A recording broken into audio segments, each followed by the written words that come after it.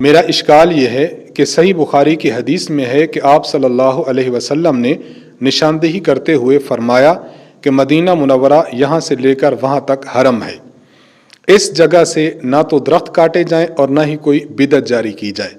لیکن امام ابو حنیفہ رحمۃ اللہ علیہ مدینہ منورہ کو حرم نہیں مانتے۔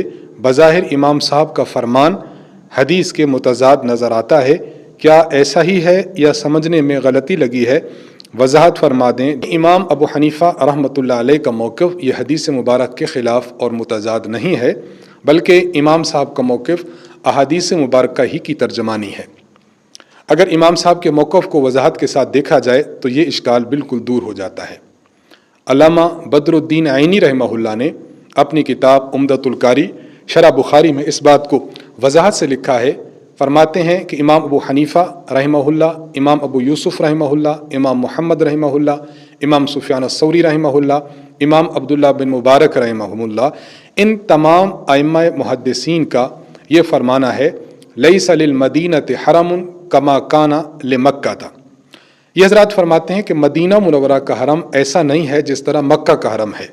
مطلب یہ نکلا مدینہ کا حرم ہے، مدینہ کی تعظیم ہے، مدینہ کی عظمت ہے، لیکن اس کے حرم کا وہ حکم نہیں ہے جو مکہ کے حرم کا ہے۔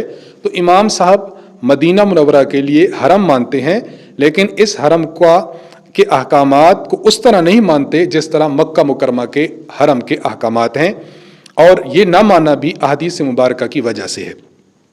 مثلا ہم یہ دیکھتے ہیں، اگر کوئی شخص مکہ مکرمہ میں حرم میں داخل ہونا چاہتا ہے تو اس کے لیے احرام ضروری ہے، لیکن اگر کوئی شخص مدینہ منورہ میں داخل ہونا چاہتا ہے تو مدینہ میں داخلے کے لیے احرام ضروری نہیں۔ تو یہ بات بالکل واضح ہو گئی کہ امام صاحب کا موقف ٹھیک ہے کہ مکہ کے حرم کا مسئلہ الگ ہے اور مدینہ کے حرم کا مسئلہ الگ ہے۔ اسی طرح ہم یہ دیکھتے ہیں کہ امام طحاوی رحمہ اللہ نے ایک حدیث نقل کی ہے، حدیث نمبر 5859۔ حضرت سلمہ بن اکوع رضی اللہ تعالی عنہ یہ شکار کیا کرتے تھے اور شکار کر کے حضور علیہ السلام کی خدمت میں بھی کچھ شکار لاتے تھے۔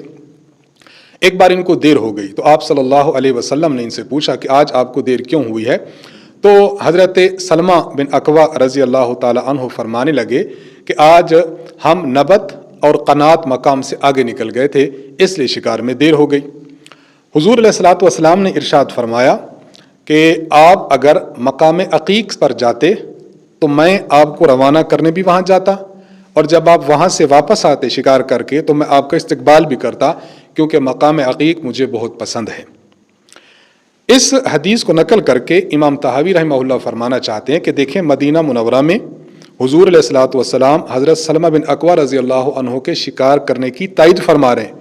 یہ نہیں فرما رہے کہ تم نے مدینہ منورہ میں شکار کیوں کیا، بلکہ تائید فرمائی اور فرمایا کہ اگر آپ جائیں گے وہاں تک تو میں استقبال کرنے آؤں گا، اور جب آپ جائیں گے تو آپ کو چھوڑنے بھی جاؤں گا رخصت کرنے، اور جب آپ واپس آئیں گے تو آپ کے استقبال کرنے بھی آؤں گا۔ تو اس سے معلوم ہوتا ہے کہ حضرت سلمہ بن اکوع رضی اللہ تعالی عنہ کے شکار کرنے کی تائید کرنا دلیل ہے اس بات کی کہ مدینہ منورہ میں شکار جائز ہے، اور مکہ مکرمہ میں دیکھ لیں تو مکہ مکرمہ میں شکار جائز نہیں۔ تو اس بات کی دلیل ہے کہ مکہ کا حکم اور ہے اور حرم مدینہ کا حکم اور ہے۔ اور تیسری دلیل امام ابو حنیفہ رحمہ اللہ کے موقف پر آپ یہ سمجھ لیں کہ امام ترمذی رحمہ اللہ نے ایک کتاب لکھی ہے شمائل ترمذی کے نام سے، حدیث نمبر 237 میں امام ترمذی رحمہ اللہ نے حضرت انس بن مالک رضی اللہ عنہ سے روایت نقل کی ہے۔ حضرت انس بن مالک رضی اللہ عنہ فرماتے ہیں کہ میرا ایک بھائی تھا جس کا نام ابو عمیر تھا، اس نے ایک پرندہ پال رکھا تھا نغیر کے نام سے۔ تو وہ پرندہ جب مرتا ہے تو حضور علیہ السلام نے اس بچے سے پوچھا، روایت طویل ہے، اس بچے سے پوچھا، یا ابا عمیر ما فعل النغیر، اے ابو عمیر تمہارے پرندے کا کیا ہوا؟ حضور علیہ الصلوۃ والسلام نے اس پرندہ پالنے پر اس کی نکیر اور اس کو غصہ نہیں ہوئے کہ یہ تو مدینہ ہے، مدینہ کا حکم بھی حرم مکہ والا ہے، لہٰذا پرندے پالنا جائز نہیں، ایسی بات نہیں۔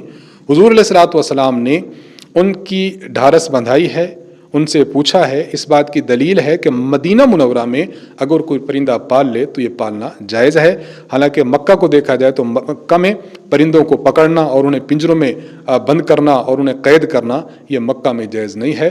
تو ان تین دلیلوں سے یہ بات واضح ہوتی ہے کہ مکہ کے حرم کا حکم الگ ہے اور مدینہ منورہ کے حرم کا حکم الگ ہے۔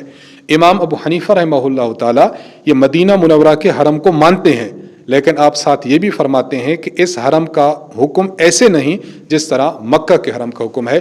تو امام صاحب کا موقف یہ احادیث مبارکہ کے خلاف نہیں، احادیث مبارکہ کی ترجمانی ہے۔